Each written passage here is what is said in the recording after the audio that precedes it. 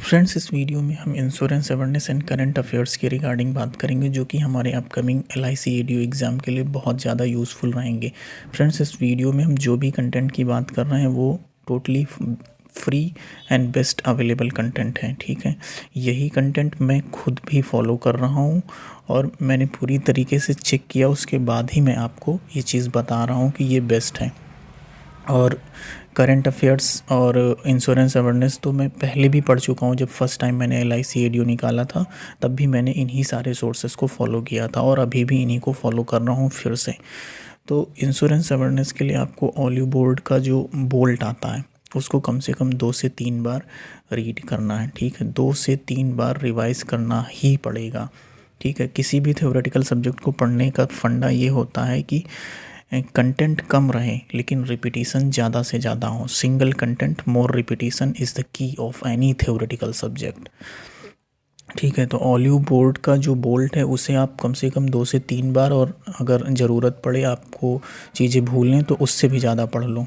ठीक है, तो ये चीज़ पढ़ो। और एग्ज़ाम पंडित एक वेबसाइट है, यहाँ पे जो है 500 क्वेश्चंस की PDF है। वो PDF मैं आपको अपने टेलीग्राम ग्रुप पे दे दूंगा या फिर आप डायरेक्ट वेबसाइट से भी डाउनलोड कर सकते हैं। ठीक है, तो ये 500 क्वेश्चन भी आपको कम से कम 3 से 4 बार रिपीट करना है। Repetition is the key for any theoretical subject.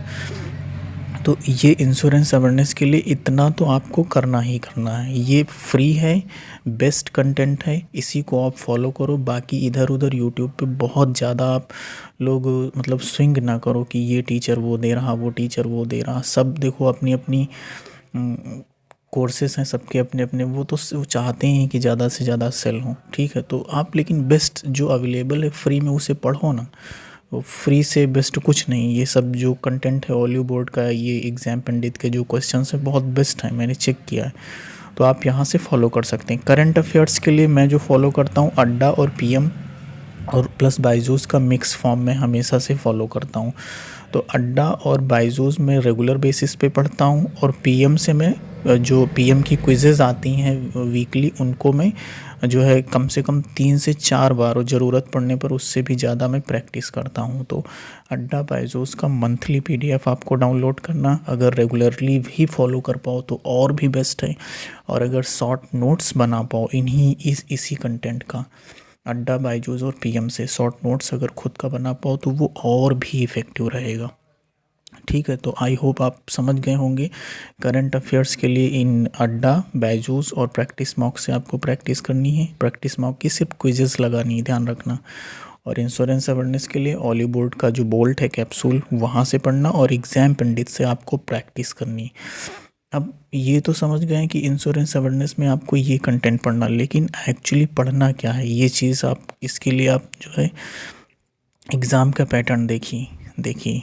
ये मेंस का है LIC ADO का। तो यहाँ पे करंट अफेयर के सेक्शन में देखिए, यहाँ पे करंट अफेयर लिखा है।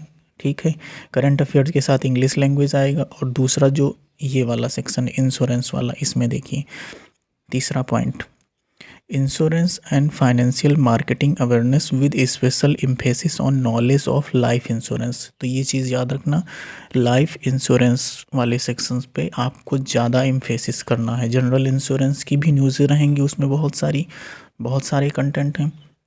तो जनरल इंश्योरेंस वाले पे आपको कम फोकस करना, लाइफ इंश्योरेंस वाले पे ज़्यादा फोकस करना। एंड फाइनेंशियल सेक्टर, और फाइनेंशियल सेक्टर की जो भी इंफॉर्मेशन है, जो भी न्यूज़ है, उस पे आपको फोकस करना। ठीक है, तो ये चीज़ आप यहाँ पे देख लीजिए कि करंट अफेयर, इंग्लिश लैंग्वेज, बाकी रीजनिंग, क्वांट और इंग्लिश तो आप प्रीलिम में भी पढ़ के आएंगे, तो वही लेवल रहता है इसमें भी, उसकी टेंशन बिल्कुल नहीं लेनी।